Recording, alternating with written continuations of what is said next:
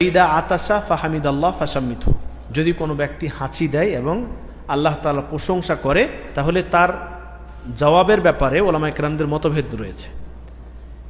শেখ আলবানী রহমতুল্লাহ আলাইহি এবং শেখ সালেহ উসাইমিন রহমতুল্লাহ আলাইহি তিনারা বলেন যে জবাব দেওয়া প্রত্যেকটি ব্যক্তির ওপর ফরজে আইন। অনেকে বলেন যে ফরজে কিফায়া, তিনারা বলছেন যে না, ফরজে কিফায়া নয়, ফরজে আইন। কেন? সহিহ বুখারী এবং মুসলিমে হাদিস রয়েছে। সহিহ বুখারীতে একটি স্পষ্ট হাদিস রয়েছে, হাক্কুন আলা কুল্লি মুসলিম। এই যে আলা কুল্লি মুসলিম এই শব্দ থেকে তেনারা ইস্তেদলাল করেছেন। এখানে সহিহ বুখারীতে 6223 নম্বর হাদিস। তো তেনারা ইস্তেদলাল করছেন যে এটি ফরজে কিফায়া নয়। যেরকম সালামের বিষয়টি ফরজে কিফায়া, মানে একদল কোনো এক দলকে সালাম দিয়েছে বা কোনো এক ব্যক্তি কোনো এক দলকে সালাম দিয়েছে, তাহলে ওই দলের তরফ থেকে কোনো একজন দুইজন সালামের উত্তর দিয়ে দিলে সবার তরফ থেকে যথেষ্ট হয়ে গেল। কিন্তু এখানের বিষয়টি তেনারা বলছেন যে না, ভিন্ন। একজন হাঁচি দিল, হাঁচি দেওয়ার পর আলহামদুলিল্লাহ পড়লো, শুনলো আলহামদুলিল্লাহ বলা, এবং সেখানে 5-6 জন বসে আছে, তো সবাইকে ফারদান ফারদান প্রত্যেক ব্যক্তিকে এর উত্তর দিতে হবে। এটা ফরজে আইন, ফরজে কিফায়া নয়।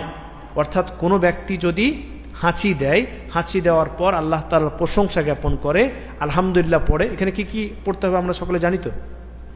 হাঁচি হলেই সঙ্গে সঙ্গে কি পড়বো? আলহামদুলিল্লাহ পড়বো, বা আলহামদুলিল্লাহ রাব্বিল আলামিন পড়বো, বা আলহামদুলিল্লাহ আলা কুল্লি হাল। তিনটার মধ্যে যে কোনো একটা পড়তে পারি। এই তিনটার মধ্যে যে কোনো একটা পড়তে পারি। এটি শুনলে আমরা কি বলবো? ইয়ারহামুকাল্লাহ। এবং এর উত্তরে যিনি হাঁচি দিয়েছেন তিনি কি বলবেন?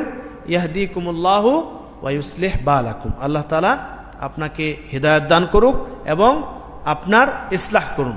বা এটাও বলতে পারবেন ইয়াগফিরুল্লাহু লি ওয়া লাকুম, ইয়াগফিরুল্লাহু লি ওয়া লাকুম, আল্লাহ তাআলা তোমাদেরকে এবং আমাদেরকে ক্ষমা করুন। এটাও বলা যায়। হ্যাঁ, শুধুমাত্র ইয়াহদিকুমুল্লাহু ওয়া ইউসলিহ বালাকুম এটা সহিহ হাদিস দ্বারা বর্ণিত, এবং সাহাবায়ে কেরামদের আমল রয়েছে এই বিষয়ে যে ইয়াহদিকুমুল্লাহু ওয়া ইউসলিহ বালাকুমের জায়গায় কি বলবেন? ইয়াগফিরু। অনেকে আমরা সালামের পরে বলি না, ইয়াগফিরুল্লাহু লানা ওয়া লাকুম, এইখানে বর্ণিত আছে, সালামের পরে নাই। মানে যেটা যেখানে হাদিস সেখানে ফিট না করে অন্য জায়গায় লাগাই দিয়েছি আমরা। সালামের পরে ইয়াগফিরুল্লাহু লানা ওয়া লাকুম কোনো সহিহ হাদিস দ্বারা সাবিত নেই। কিন্তু সাহাবায়ে কেরামদের আমল রয়েছে যে হাঁচির পর আলহামদুলিল্লাহ বলেছে, আলহামদুলিল্লাহ পর কোনো ব্যক্তি শুনেছে, সেটার উত্তর দিয়েছে। যিনি হাঁচি দিয়েছেন তিনি কি বলবেন? ইয়াগফিরুল্লাহ লি ওয়া লাকুম, এটা তিনি বলতে পারবেন, তেনার জন্য এটা জায়েজ রয়েছে, আমল রয়েছে।